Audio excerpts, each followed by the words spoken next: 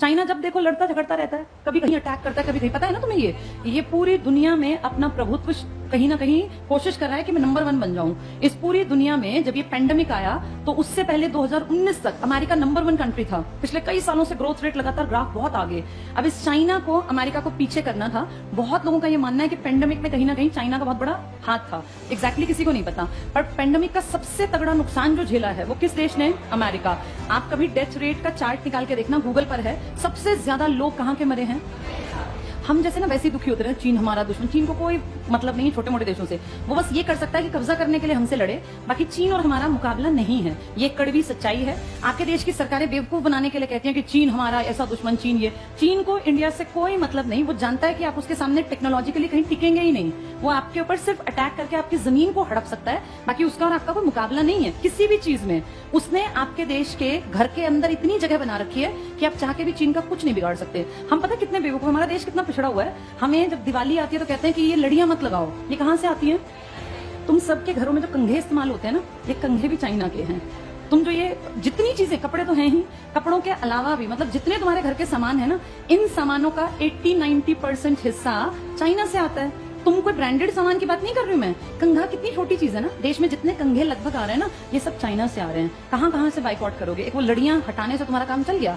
तुम जितने ब्रांड की चीजें इस्तेमाल करते हो, बिना ब्रांड की लगभग चीजें चाइना से आती हैं। ब्रांडेड तो चलो अमेरिकी हैं, यूरोपियन हैं। कपड़े देखो, जूते देखो, कोई भी चीज उठा के देख लो, जो ये जॉकी है, मोंटे कार्लो है, इनमें से इंडियन कौन है? सब विदेशी हैं। आपके जितने जूते हैं वो तो चलो बड़े ब्रांड हैं। मैं छोटी बातें कर रही हूँ। जो आजकल ये बेडशीट्स आ रही है ना, पहले हम बड़े शान से कहते थे कि हमारे देश में पानीपत एक ऐसा शहर है जिसको बुनकर नगरी कहते हैं। पानीपत की सच्चाई तुम जानते हो, सब काम फ्लॉप है, सब बंद पड़ा है। पानीपत में कोई बुनकर नहीं है आज की डेट में। सारे का सारा माल कहां से आ रहा है?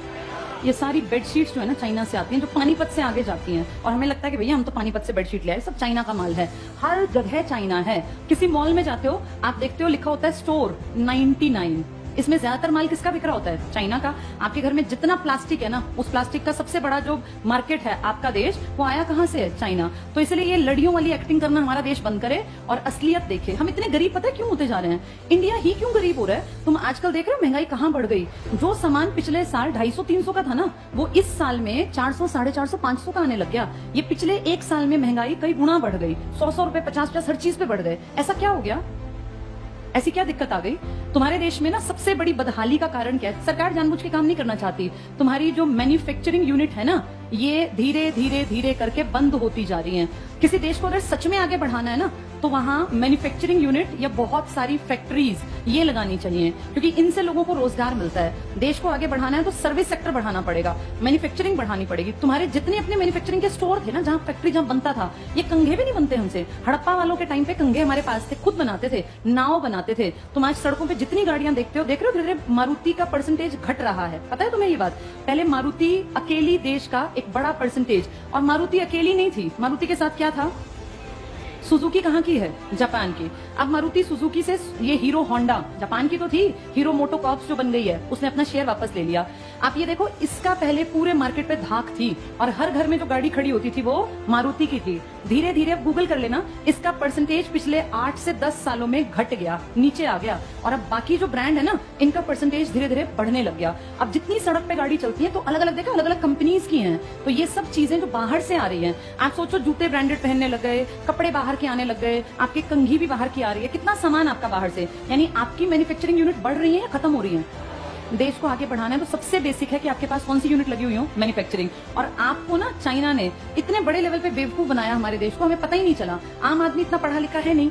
चाइना ने आपके देश में आज से एंट्री नहीं की। चाइना और आप इकट्ठे आगे बढ़ने लगे थे। इनफैक्ट NCERT की किताब में ये लिखा है, 1950 में हम और चाइना बराबर थे।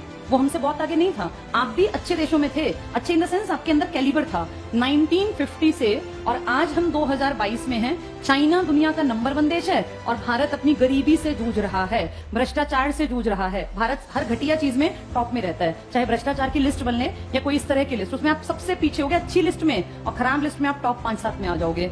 ये हमारे साथ से इतना आगे कैसे बढ़ा? इसने अपने यहाँ मैन्युफैक्चरिंग की ढेर यूनिट लगाई और इसने पता क्या किया? भारत जैसे देश को, जो ये जानता था कि मेरे बाद आबादी में सेकंड है, जैसे आबादी होना फायदा है या नुकसान है? कैसे फायदा है? नुकसान है। बचपन से पढ़ाया गया बढ़ती जनसंख्या क्या था, किस चीज का कारण बनी थी? बेरोजगारी का, प्रदूषण का। गलत पढ़ाया। बढ़ती जनसंख्या एक असेट है। असेट का मतलब समझते हो? क्या होता है असेट? असेट को मान लो पूंजी। अपने आप को देखो, तुम सब अगर नौकरी लग जाओ, मान लो तुम घर में 2 भाई बहन हो, 3 हो, तुम्हारे पिताजी कमाते हैं महीने के 50,000, आधों के 20,000 कमाते होंगे, कोई हो सकता है 10,000 का भी काम चलता हो, कोई बड़ी बात नहीं है, इतना ही है हमारे इंडियन घरों में। अब जिसके ये 2-3 बच्चे अगर नौकरी लग जाएं और ये तीनों, कोई 50,000 की नौकरी लग जाए, कोई 45,000 की और कोई 35,000 की, मुझे बताना इस आदमी जिसकी 20,000 तनख्वाह थी, इसके दोनों तीनों बच्चे इस जगह आके खड़े हो गए, ये इसके लिए बोझ है या ये असेट बन गए? तो पूरा भारत क्यों नहीं असेट बन सकता? ये चाइना 1950 में हमारे बराबर था। आज आप जब मेडल्स की लिस्ट देखते हैं तो हर चीज में ये आगे है, टेक्नोलॉजी में, सामान में। आपको पता है ना, जो ये ओलंपिक हुए थे इसमें भी टॉप में था, पता है ये बात तुम्हें? अमेरिका, चाइना टक्कर लेता है, सारे ताकतवर देश, और आप सबसे नीचे की लिस्ट में। तो भला हो लास्ट डे जो ये 7 अगस्त को बेचारे नीरज चोपड़ा की मेहनत रंग ला गई, नहीं तो तुम्हारे देश में था ही क्या? गोल्ड तो 0 था हमारा। ये एक इकलौता जिसपे हम इतने चौड़े हुए घूमते हैं कि इंडिया तो पता नहीं क्या है। हम देखते किसको है? पड़ोसी पाकिस्तान, जिसका हमेशा टेली में 0 नंबर है। हम अमेरिका, चाइना को नहीं देखते। चाइना ने अपनी पूरी पॉपुलेशन को क्या बना दिया?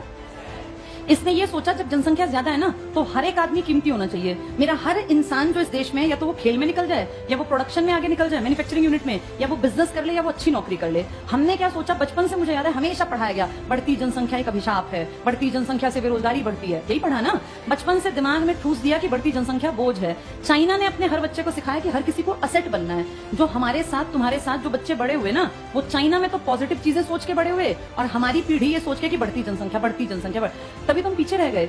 इस चाइना ने प्रोडक्शन यूनिट लगा के अपनी मैन्युफैक्चरिंग, और आपके देश को देखा कि ये सबसे ज्यादा बेवकूफ हैं और ये सबसे बड़े कंज्यूमर हैं। क्योंकि अगर आपके यहाँ कंघी बिकने लग गई तो एक परिवार में अमूमन 2 से 3 कंघे तो रखता ही है हर आदमी। आपका देश है 150 करोड़ का, तो आप सोचो हर परिवार में कितने परिवार होंगे, और वो सब कंघी। कंघी बकवास बात होती है, लेकिन इसके पास करोड़ों रुपए गए ना आपके, और किस चीज के लिए? जिसकी कोई वैल्यू नहीं। इसने आपके देश को डंपिंग का बाजार बना लिया। डंपिंग का मतलब होता है, इकोनॉमिक्स में एक टर्म है। शुरू में इसने आपके देश में कदम कैसे जमाए? आपके यहाँ एक पॉलिसी आई थी एलपीजी, लिबरलाइजेशन, प्राइवेटाइजेशन, ग्लोबलाइजेशन। शुरू में ना आपके उद्योग धंधे बहुत खराब थे, मतलब बहुत ही निचले स्तर के, कोई ब्रांड हमारे यहाँ नहीं था, और हर चीज बकवास थी। हमने 40 साल वेट किया, 1947 से 1990 आ गया। तो ये सोचो 40 साल कि शायद इंडियन सुधर जाएं, कुछ अच्छा प्रोडक्ट बना ले। अच्छा नहीं सुधरे, बकवास जूते, बकवास कपड़े, हर चीज बकवास। फिर 1991 में हमारे ऊपर प्रेशर आया पूरी दुनिया में, WTO का, वर्ल्ड ट्रेड ऑर्गेनाइजेशन का। इसने कहा भाई दुनिया बदल रही है, मार्केट खुला छोड़ दो, जिस देश को जहां सामान बेचना है बेचो। हम भी इसके मेंबर थे, हमारे ऊपर भी प्रेशर आया, और फिर हमने अपने लोगों को कहा देखो भाई, अब दुनिया के लोग आएंगे यहाँ कपड़े बेचने, जूते बेचने, तुम में काबिलियत हो तो तुम्हारा सामान बिकेगा, नहीं तो बंद होगा, सुधार लो। एक आधा साल और दिया, लेकिन हमारे इंडियन प्रोड्यूसर्स ने कोई ध्यान नहीं दिया, और देखते देखते हमारे मार्केट में किन लोगों की एंट्री हो गई? China, America, European country, Australia, Germany, Britain. और जब इनका सामान आया ना, तो इनके सामान की क्वालिटी बहुत हाई थी और आपके सामान की क्वालिटी बिल्कुल बेकार। तो अब जो अच्छा, इन्होंने एक चालाकी और की, इन्होंने अपने सामान की उस टाइम कीमत क्या रखी? बहुत। इन्होंने सोच लिया कि हमें नुकसान हो जाए, लेकिन इन इंडियंस को हमारे सामान की आदत पड़नी चाहिए। एक बार ये आदी बन गए ना, फिर ये हमारे ग्राहक हैं जिंदगी भर, और इनके अपने बिजनेस फ्लॉप हुए तो हमारा ही सामान बिकेगा। आबादी बहुत बड़ी है। अब सोचो अमेरिका किसी 50 लाख की आबादी वाले देश में बिजनेस करे तो उसका कितना बिजनेस चलेगा? सब खरीदे तब भी कुछ नहीं बिकेगा। आपके देश में अमेरिका का कोई सामान बिकने लगे तो आप कितने करोड़ प्लस लेके बैठे हैं? अब 150 करोड़। अगर अमेरिका को 1-2 साल, जियो की तुम्हें ट्रिक समझ में आती है? जियो ने क्या किया पता चला तुम्हें? क्या किया जियो ने? पहले सस्ता, फ्री, पहले सबसे पहले फ्री से क्या हो गई? लोगों को आदत पड़ गई। पहले कभी किसी गरीब आदमी के दिमाग में भी नहीं था कि मोबाइल लूंगा। इस फ्री ने उस गरीब को ग्राहक बनाया। जैसे पहले वो जाल में फंस गया, अब उसको इतने दिन तक फ्री दिया कि उसको हैबिट पड़ जाए कि मुझे गूगल तो छोड़ो, ये क्या है, ये सोशल साइट्स की भैया, व्हाट्सएप, टिकटॉक, खासकर ये सब चीजें, फेसबुक, और अब ये सब इतनी आदत पड़ गई कि अब वो ग्राहक हैं। आज इंडिया में लगभग हर किसी के हाथ में मोबाइल है। अगर इसके दाम शुरू से महंगे रखे जाते या फ्री ना होता तो क्या कोई गुब्बारे बेचने वाला, रेहड़ी लगाने वाला, सब्जी बेचने वाला मोबाइल लेता? कोई ना लेता। ये फ्री की आदत से ग्राहक बन गए। ऐसे ही चाइना ने आपको किया। चाइना ने डंपिंग किया आपके देश में। सस्ता सामान 99, 35, मुझे ध्यान है जब मैं छोटी थी, 35 रुपए में कुछ भी सामान ले जाओ घर का, तो लोग इतने पागल हुए, 35 रुपए में, और सच में 35 में सामान देता था। तुम सोचते ऐसा क्यों करता है ये? बड़े होकर जब इकोनॉमिक्स पढ़ी तो समझ में आया कि ये कुछ साल तक इसने अगर करोड़ों रुपए वेस्ट कर भी दिए तो क्या फर्क पड़ा? इसने क्या कर दिया अपने सामान को? यहाँ बनाता आपके यहाँ फेंक जाता कि चलो जितने बिके बिक जाए, फिर बनाता, उसकी यूनिट चलती रही, आपके यहाँ सामान की आपको आदत पड़ गई, धीरे धीरे आपके सामान जो बनते थे ये बंद होते चले गए और आप डिपेंड हो गए चाइनीज मार्केट पर। और आज ये हालत है कि ना आपका पानीपत का कपड़ा कहीं जाता और ना आपके देश में कंघे बनते, सब ब्रांडेड है। धीरे धीरे करके आपकी सारी मैन्युफैक्चरिंग खत्म। देश आगे बढ़ने के लिए कौन सा सेक्टर जरूरी है? मैन्युफैक्चरिंग। इसीलिए आपका देश रोज और गड्ढे में गिरता जा रहा है। अब कोई भी सरकार है, सब झूठे हैं, आम आदमी पार्टी है, मोदी जी हैं या फिर अपने ये राहुल गांधी, ये सब बकवास कर रहे हैं, सब दिखावटी बातें करते हैं। रियलिटी इकोनॉमिक्स ये बताता है कि जब तक भारत में मैन्युफैक्चरिंग यूनिट्स बहुत ज्यादा नहीं बढ़ेंगी तब तक आपके देश की प्रगति नहीं हो सकती। और किसी को मतलब नहीं है मैन्युफैक्चरिंग से, सबको अपने पेट भरने से, अपनी जेब भरने से मतलब है। तो जिस दिन ये फैक्ट्रीज और ये सब दोबारा लगेंगी ना, तब देश आगे बढ़ेगा, वरना नहीं।